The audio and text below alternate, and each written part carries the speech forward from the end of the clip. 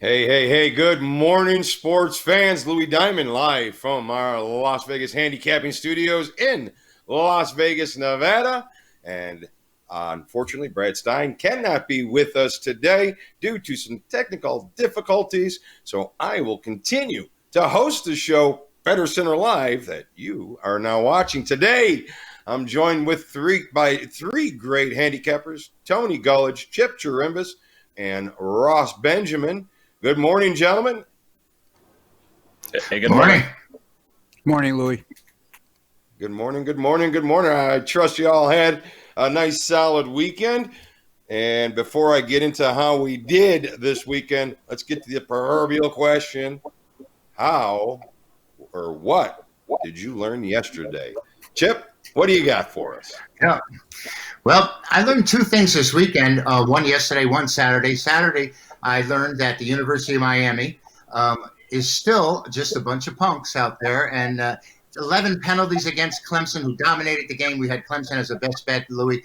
And as a matter of fact, 6 of those 11 penalties were personal fouls. So the University of Miami's character, as it used to be, has returned, which means they really don't have any. And the other lesson I've learned is that Dan Quinn actually didn't have dirty pictures of Arthur Blank.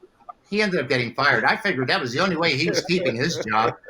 But, so Quinn is gone. We don't have to deal with him anymore. We can be happy about that. We got a few more guys we're going to jettison as well. We got rid of one guy last week at Houston. We're going to get rid of the Jet guy pretty soon. We put pressure on him right here because we want winners. There you go. All right. Speaking of coaches, I'm going to touch on that in a second. But, Chip, tell us about your weekend. How'd you do? I know you had a great weekend. Lay it out for us. I know you like to talk about it. You should. Thank you. Thank you very much, Louis. Went 6-1 on all my plays on Saturday, hitting a game of the month in the SEC, Texas A&M outright over Florida. And then we had Iowa State as the best bet, an easy winner. It was a wonderful day Saturday. On the pro side, we end up 3-4 for the week, but we did close out with our Sunday night winner, which brings our standalone Thursday, Sunday, and Monday night NFL plays at 52-20 in the last 72. That's documented. And I got another big winner tonight, and I'll get it right here in the show. We're not going to be waiting for anything else. But it was a great weekend in college. I could have done a little better in the NFL, of course, but it's a day in the life in this business. There you go. Congratulations on a nice, successful weekend, Chip. And just to let the viewers know that it won't be long. Probably within the next 7 days, you're going to be able to my Chip's plays daily right here on Better Center Live and all the handicappers. So that will be coming shortly. So we'll get you some nice, inexpensive ways to get yourself a little bit ahead of the game here. So, Ross, what did you learn yesterday? Or maybe this weekend. Give me some good stuff. What do you got? Listen, I'll tell you what I did this weekend. See the color of the shirt I got on? It's black. I'm in mourning. Yeah, I'm in mourning, Louis. But you know what? No. Tonight, I'm going to go from the red to the black, okay? So let me get that away. You know, I beat on my chest when I win, Louis, and these guys know on this channel. Look, if you don't blow your own horn in this business, nobody else is going to do it for you. I went into the weekend having gone 25-7 with my last 32 NFL college football pay selections. You know what I did this weekend, Louis? What? 1-7. 1-7. How horrible is that? Hey, sucks to have to talk about it. I know that. I tell you, you have to be transparent and honest in this business, and I'm the first one to do so. You know, so 26-14 still in light of that, despite that terrible weekend over my last 40 pay selections in football. Louis, what did I learn yesterday? I learned that I need to practice what I preach. On Friday, I had indicated to you guys, I thought this was a week in the NFL where you needed to make a lot of uncomfortable plays. I did with my free picks. I had the most interesting game of the day. Friday, I gave out the Minnesota Vikings, who did cover against Seattle, should have won the game outright. And I also had a free pick video on the Raiders, an outright winner as a double-digit dog. Unfortunately, my pay selections, San Francisco just didn't show up. In my other two, I did make some uncomfortable plays on Jacksonville and Washington. Terrible, absolutely terrible. And, the other uncomfortable plays that people. One was against me, the Miami Dolphins, and the other one, the New York Giants. Who played a real good game against Dallas yesterday, stayed within the number. What I learned on Saturday, Louis, is the SEC is no longer a defense-oriented conference. It appears when Alabama's given up 40 points Right. in a game, and in all the the high scores in the SEC, it's starting to resemble the Big 12. Maybe they need more TV ratings. That's all I could think of, because those games were really high scoring in the SEC this weekend. Back to you, my man. All right. All right. Well, you know what, Ross? I want to thank you very much for not being afraid to be transparent, because that's what this is about. Nobody wins every day. Nobody wins every week, except for Vegas Dave. Never lost. 1,001. Oh, 1,001 in his record. So, but don't fall for the garbage, guys. Talk to the guys that are trying to be real to you. This is why I invited Ross on the show. This is why I invited Chip on the show and Tony on the show and Dell, because these guys, they're going to show up for work every day. They know they're not going to win every day, and they're ready to take the punches on the bad day. So kudos to you, Ross, not for the weekend that you had, but for not being afraid to go out there and be real, which that's what you really need in this world. How about you? You're welcome.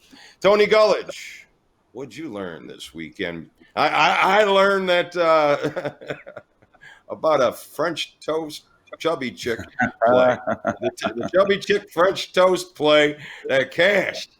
That was a nice call there. So what else? What did we learn this weekend? Well, NFL coaches getting the guillotine back-to-back weeks. I haven't seen this much action at the guillotine since Robespierre in 1792 led people in the center of Paris to get their heads chopped off. You got the Jets and the Giants both 0-5. I would not be shocked if we line another one up to get their heads chopped off pretty soon. Glad to see Dan Quinn gone. I kind of agree with Chip. Why the hell did he keep his job so long? That's now over with. He's gone.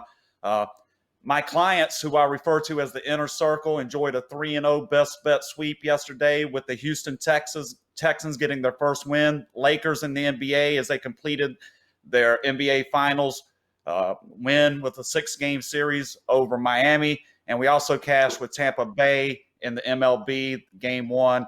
We collectively, the last 8 days, best bets are 12-5. So I've got a nice roll going. I was where Ross was yesterday a couple weeks ago. I've kind of fought it off, and now I've got things going in the right direction. I just want to keep it flying. And what I learned specifically was you just got to be diligent in this game. If you're going to be a successful gambler, you can't get too high, you can't get too low. You got to keep your nose to the grindstone, come at it every day, anticipating the best, and hopefully avoiding the worst.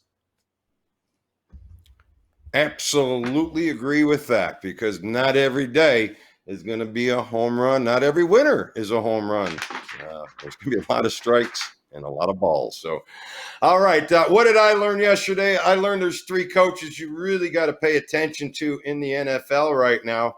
And that would be Matt Rule. He's starting to gel here with this Carolina team.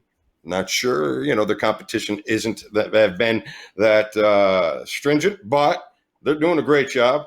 Miami, I mean, come on, Brian Flores, he's doing some things in Miami. Fitzpatrick has got a little Fitz magic going, but he has that consistency issue, but he doesn't want to fade off into the sunset. So got to be careful if you're thinking about betting against Fitz magic. And Stefanski up there in Cleveland. Listen, Cleveland had the team. They had all the hype last year. Maybe it was the coaching. We're going to find out real soon. But these are things that I've learned that I have to look out for in the future of the NFL. So speaking of the NFL, we got a big game tonight. The Chargers are going into New Orleans. Justin Herbert, big night on national TV. And New Orleans Saints. A little dissension in that team here today. Just got word Michael Thomas will not be playing, and it's not because of an injury. It's because there was a fight in the locker room this week, and he is out for breaking the rules. So what's going on there in New Orleans? I don't know, but we got our man Tony C on the street.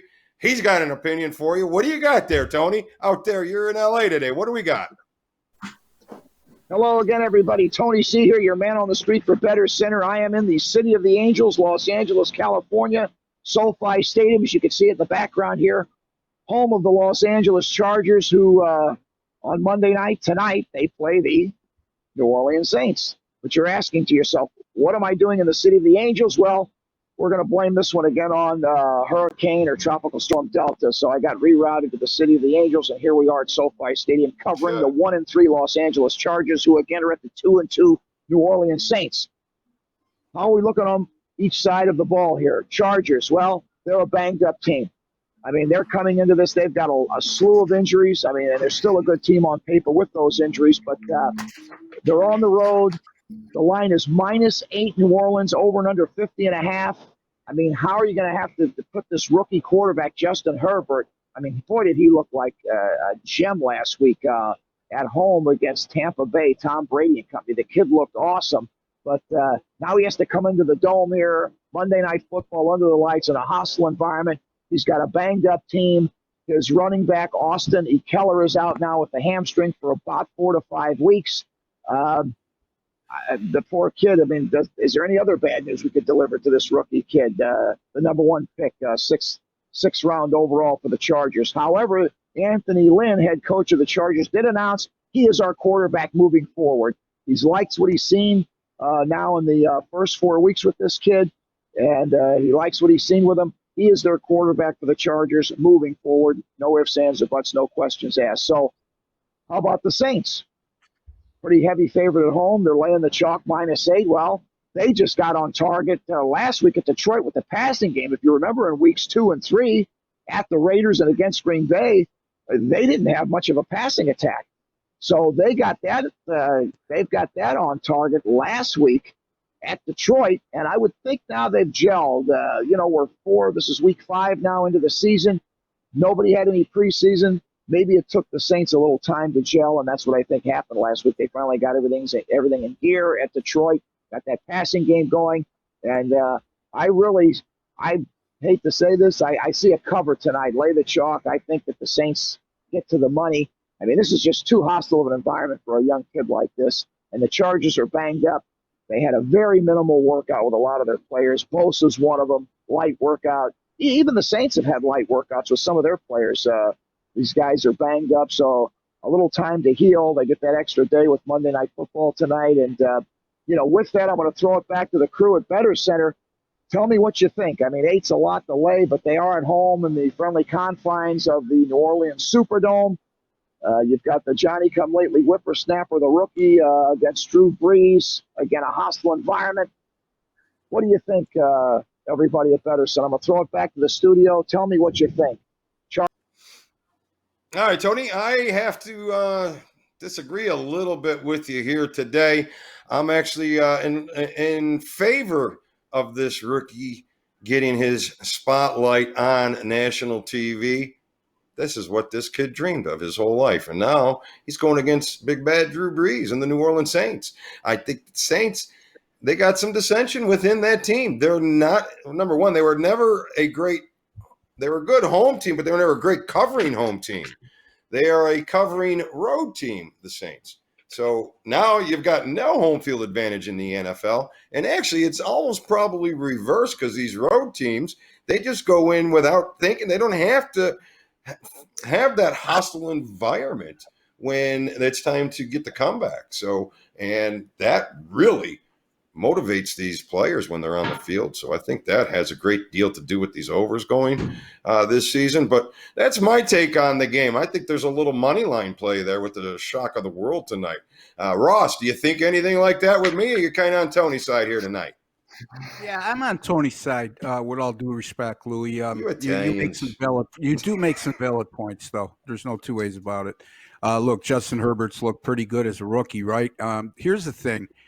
They were winning 24-7. By the way, the only thing I disagree with Tony on is that game was on the road, not at home last week. 24-7 at Tampa Bay. They blew that game. Tampa Bay blew them away in the second half, and I got a feeling that momentum's going to lack thereof momentum is going to carry into this New Orleans game. New Orleans, number 4 against the run. The Chargers right now without Austin Eckler, and they're averaging, without Austin Eckler, the other backs are averaging 3 yards a carry. So New Orleans jumps on them early in this game. They make Herbert one-dimensional, and I see the kid making some mistakes. The LA Chargers in a 3-game losing streak, -5 turnover differential. A lot of it's because they've been behind in games, and that's when mistakes occurred, when you get one-dimensional. So, and you know what? Yeah, you're right, Louis. New Orleans, not a very good home favorite cover. But on Monday nights, if I recall correctly, Drew Brees on a Monday night at home in this situation has done awfully well over his career. I think this is going to be another one of those situations. I'm going to be on the New Orleans Saints tonight. I see them as low as 6.5 right now, and I'm certainly going to take advantage of that lower line. So New Orleans tonight, -6.5. Buy them down to 6, folks. This is a key number.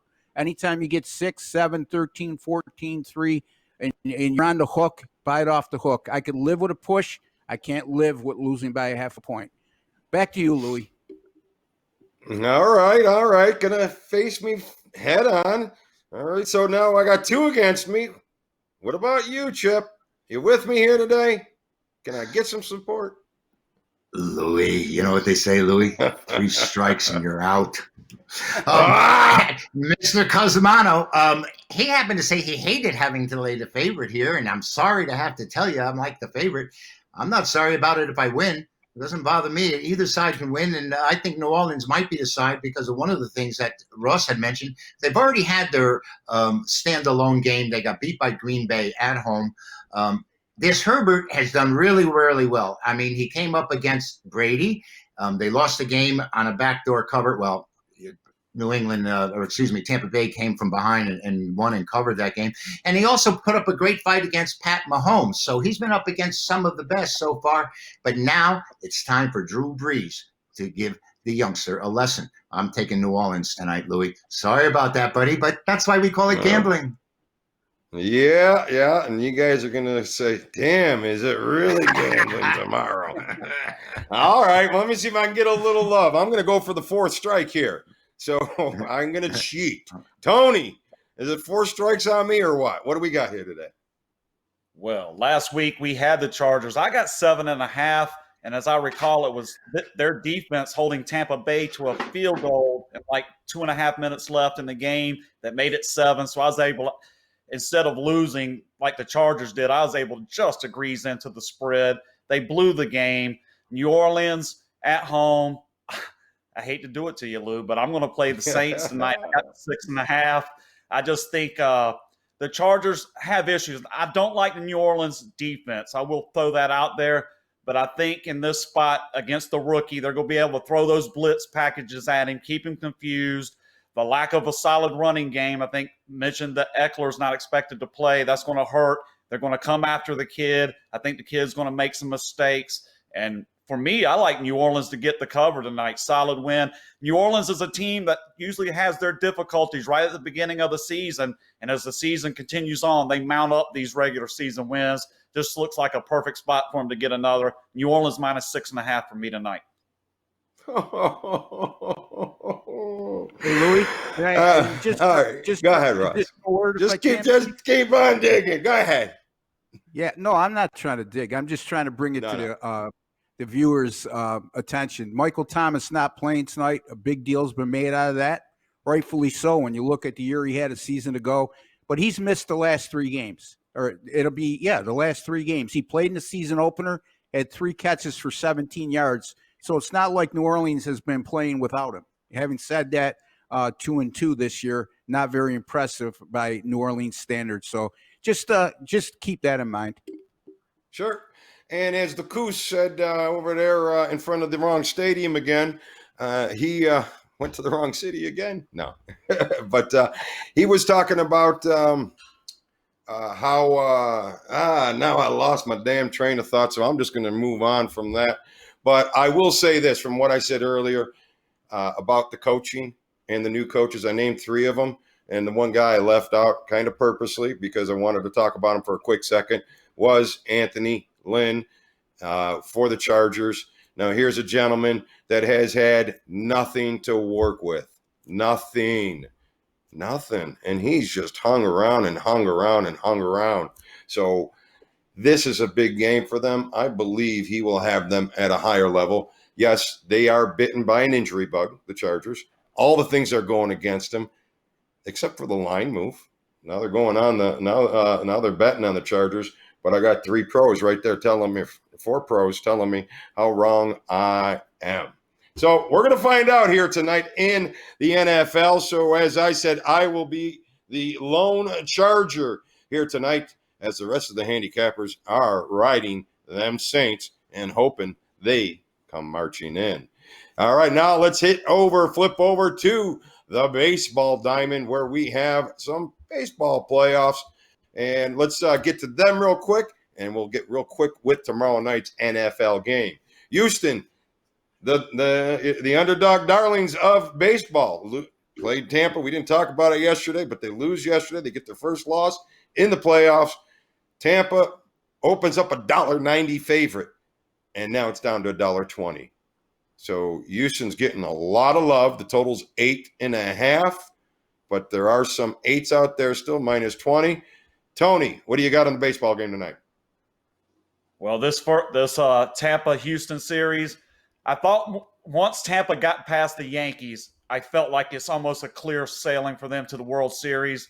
I will note, however, that this spot seems to be the trickiest. I'm actually going to take Houston in the spot. McCullers has been awful on the away from home pitching. ERA, I think, away from home's up near 7 or 8.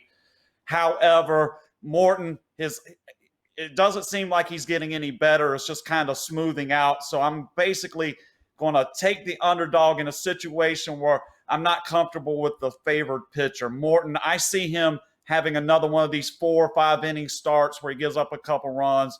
And Houston's been battling. Give them credit. This was a team that was maligned for using trash cans to signal hitters. This year, they seem to be getting the job done in the postseason without the benefit of said signal calling with the trash cans. I don't like them in this series, but I do like Houston today. Houston's the play for me in this game. Now, maybe they're coming up with a new set of symbols.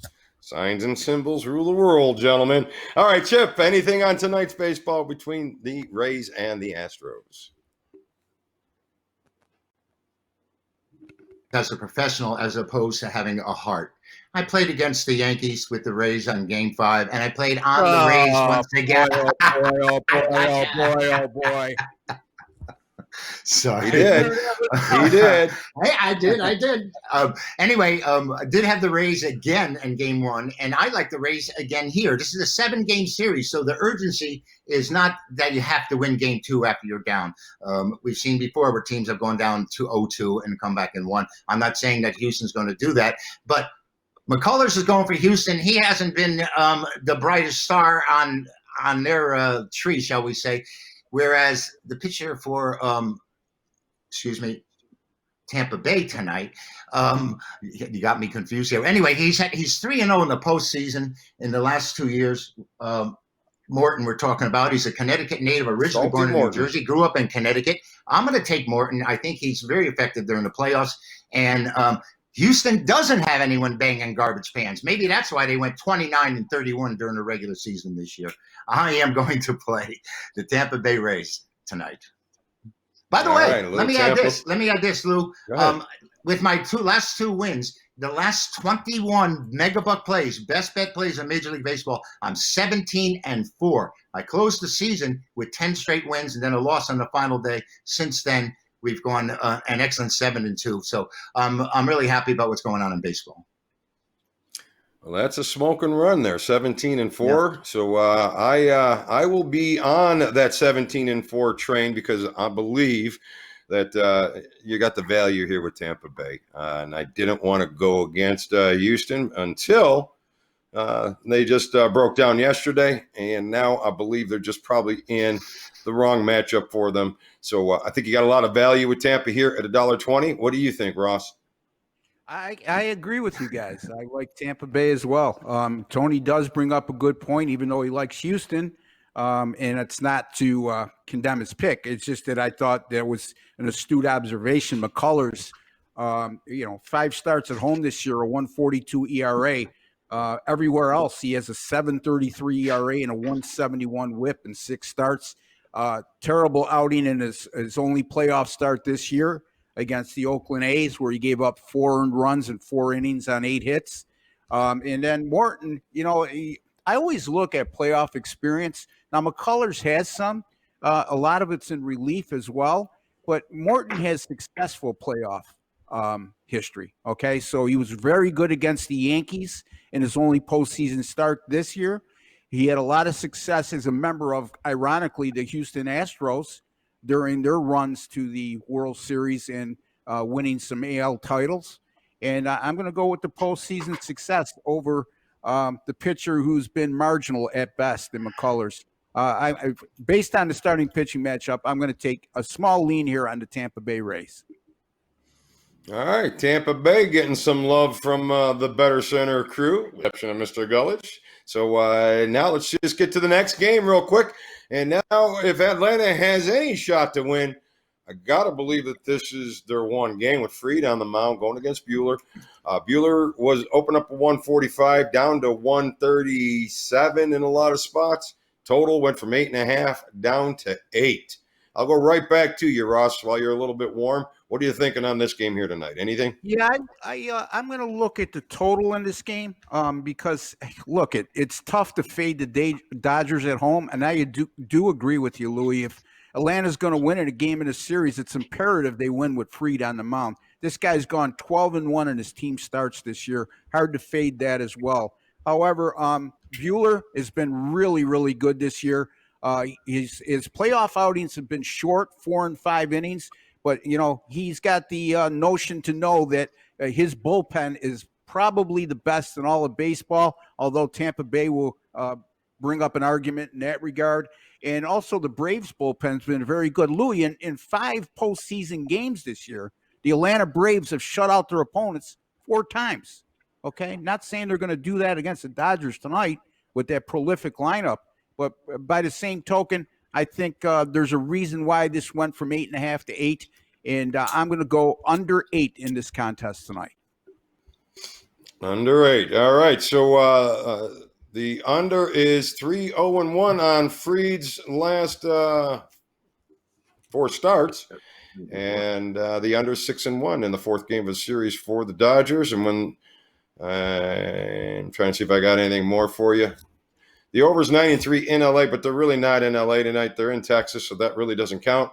But the Dodgers have totally dominated the Braves, 21-6 in LA, but 35-16 their last 51 altogether.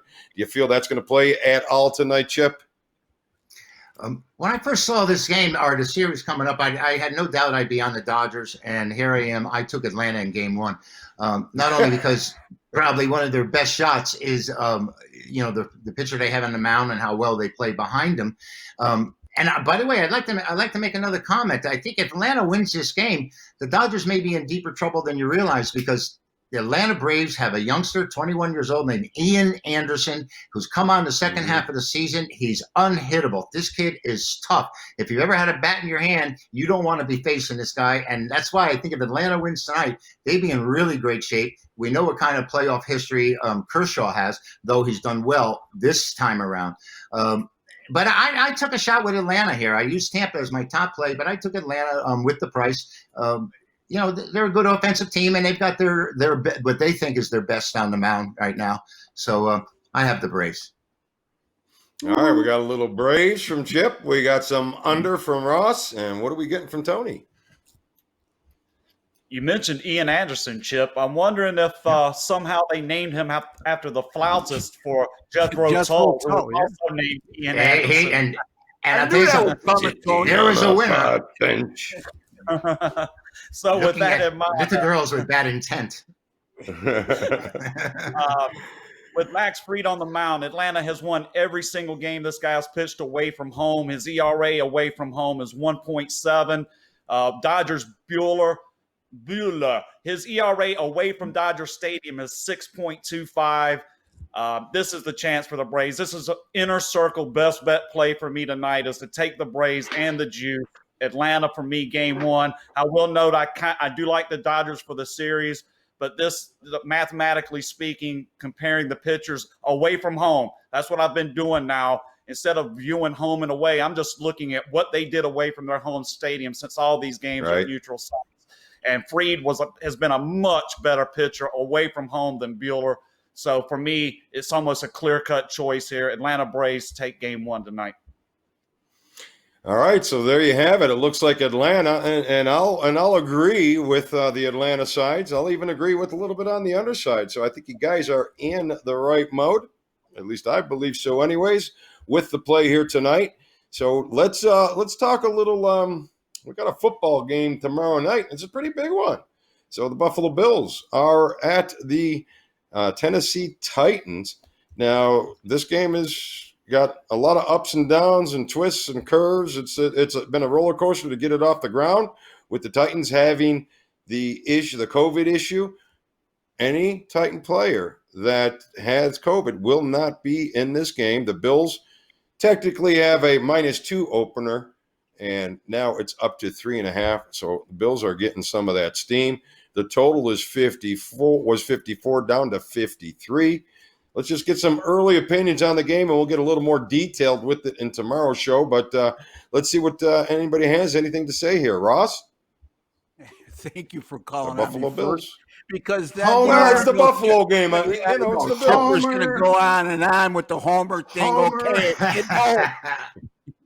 Anyway, look, I can't make a play right now in this game as it stands. Right now, Tennessee's going to have 9 guys out due to COVID-related positive tests. They haven't practiced up until Saturday, and it's been an on-again, off-again process. They've broke protocol. Look, Tennessee's 3-0. Their 3 wins have come by a combined 6 points, guys. And they really haven't played a killer schedule. If you look at who they played, the Jags come to mind. Denver comes to mind. Yeah, and what's the last game they played? I'm sorry? Jacksonville, Minnesota, Denver's are 3 wins. Yeah, well, Denver, what's their combined? So combined record, Tony, is what, like 3 and pretty bad. Yeah. So exactly. So I mean, that's something to look at there. And then with the unable to really prepare correctly, I don't know. Again, I don't want to make a call right now. The line is indicative of everything I said. It's never that easy. But I'm going to defer to you, Chipper, because I know that you have an objective opinion, and Lord behold, if you haven't told us that you're professional in every sense of the word when it comes to that. Well, I'm not going to make a hate bet here. I can tell you that much. You know, the thing about this game, Ross, is not only that they've changed this game, but Buffalo originally was supposed to play this game, then come back and play on Thursday night. They've now changed that Thursday night game against Kansas City, which we had discussed was going to be crucial. They've moved that to next Monday. So I'm really wondering how all of these adjustments and changes have affected these the team, particularly the Bills, your hometown Bills. But, you know, we have I have a Tennessee team here that you don't know if the people that are playing are at full strength, much less the ones that tested positive and are out. It's really a terrible thing to go here, and I think they have to. I'll wait a little bit longer until game time before I come up with an opinion on it. Right now, I got to worry about Monday night with the Saints. And by the way, good luck with the Bills. Thank you. It's the nicest thing you've said to me. Everybody needs good luck with the Bills. I must have lost my head.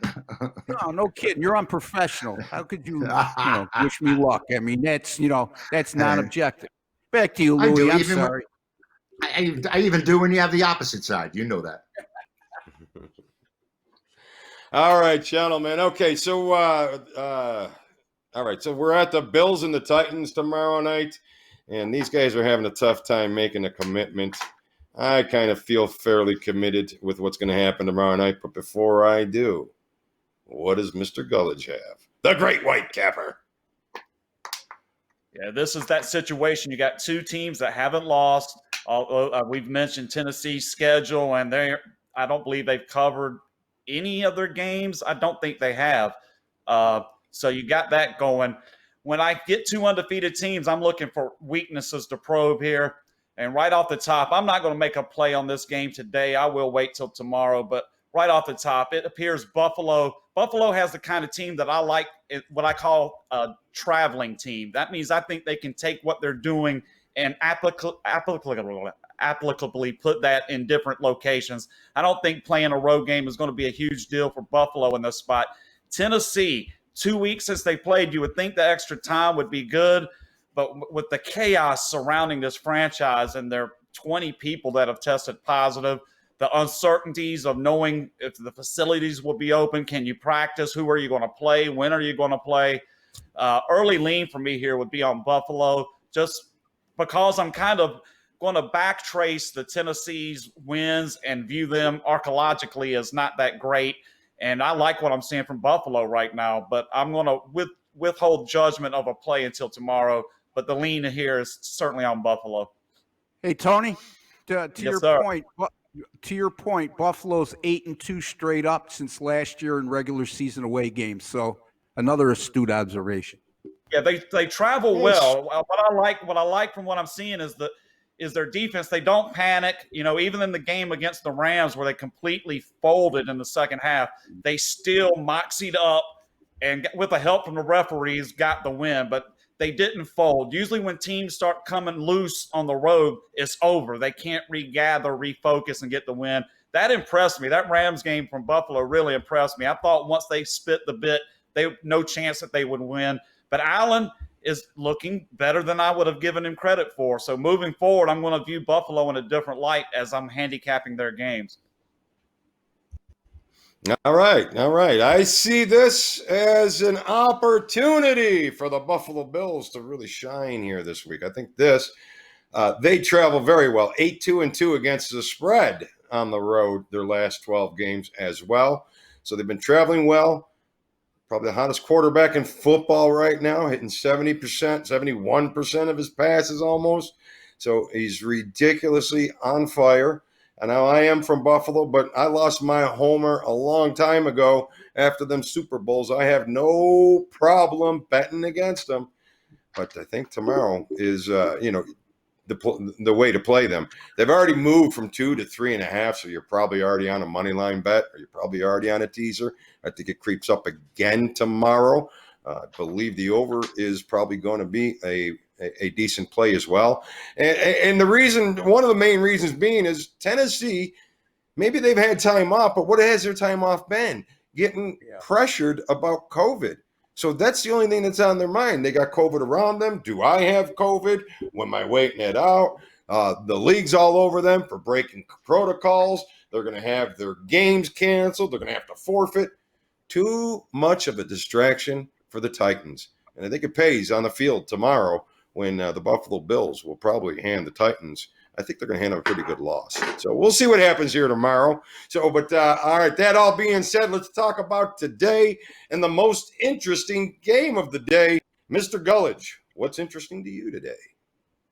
Yeah, I'll just stick with the play on the Atlanta Braves, guys. Max Fried, Atlanta Braves have won every single game this guy has started away from Turner Field. Also, his ERA is under 2. The only drawback with this guy is he doesn't pitch deep into games, but I think someone mentioned earlier the Atlanta bullpen has been more than competent, more than capable of getting those remaining 9 outs plus. For me, the most interesting play is getting Atlanta as a decent little underdog here. Game 1 of their series against the Dodgers. Play the Braves tonight. Most interesting play. All right. We got the Braves from Tony on his most interesting play of the day. Chip, give us something real interesting. Well, I would have loved if Tony had sang like Jethro Tull and given us his interesting play in that manner, because I understand he's part of the choir. I understand you're preaching to the choir because I like the same side as you do. But I'll use Tampa Bay today. Going up 2-0, I think most people will zigzag in the series and lean toward Houston. McCullers and Morton. I'm going to stay with Morton because, like Russ had alluded to, his postseason record last year, 3-0, and actually beat this team in a game in the playoffs last season. I'm going to take Tampa Bay today. All right. Tony does have some singing experience. I guess he's our choir master. Yeah. Maybe not the master, because I have heard Ross sing as well. And, man, he can. There you go. Was he singing my praises? Is that what as always. I was singing Let me hallelujah. tell you something. If you were singing your praises, people would have Yeah. really listened because Ross knocked it out of the park in the video I saw. He really did. No, So did some he's doing a Leonard hell of a Skinner, job. yeah. So, but I hear Tony every day in my damn ear whistling a tune. So maybe Tony will give us a little Ian Anderson next time around. But right now, let's get to Ross's most interesting play. Sing it to us, Ross. Hey, baby. All right. You guys all like Atlanta, and I got to respect that. And if Atlanta's going to win, Freed's going to pitch a hell of a game. And Atlanta's given up, like I said, they've shut out 4 or 5 opponents, albeit it's been Cincinnati and Miami, but a shutout's a shutout in the postseason. And I don't recall any dominant pitching like that in the first 2 series of the playoffs in a long time, if there's ever been 4 of 5 shutouts in the first 5 playoff games for any team in particular. So I'm going to go jump on you guys because you like Atlanta. And if you like Atlanta, you're going to make the assumption Freed's going to pitch good tonight. And, I like Bueller. I know that he's had his struggles away from Dodger Stadium, like Tony's alluded to, again, an astute observation. But I think he's going to be fine tonight. I think what you're going to look for with Bueller, Tony, I think, in my estimation, is get 4 solid innings out of him and then depend on that excellent bullpen. And so the Atlanta's not going to get to him a 3rd time at bat. So I'm going to stick with my original pick that I gave you earlier. And my most interesting pick is going under 8 in the Atlanta Dodgers game this evening. Back to you, Louie. All right. Thank you very much, Ross. My most interesting play, I'm going to take a flyer here, and I'm going to tell you that Justin Herbert does have a spectacular Monday Night Football game tonight, and he has that chance. I think he may pull off the big Monday night upset. So take a little flyer with the Chargers on the money line. Not a huge play, but I'm going to be excited to see it. So I want to cash the ticket with it. That being said, you have gotten a full slate of Monday action from the Bettor Center crew. We will be here again tomorrow. Obviously, you got my opinion on tomorrow's game, but these guys are going to take a deeper look. And don't forget, we got football on Wednesday night this week. We're going to take a look into that game as well. Coastal Carolina is involved. Maybe we can get Tony Gullidge to dig up a little bit of juice for us on that play. That being said, I'd like to thank all of our handicappers here today. Tony Gullidge, our man on the street, Tony Cusimano, Chip Chirimbus, and Ross Benjamin. And this is Louis Diamond, and thanks for watching Bettor Center Live. Have a good day, everybody.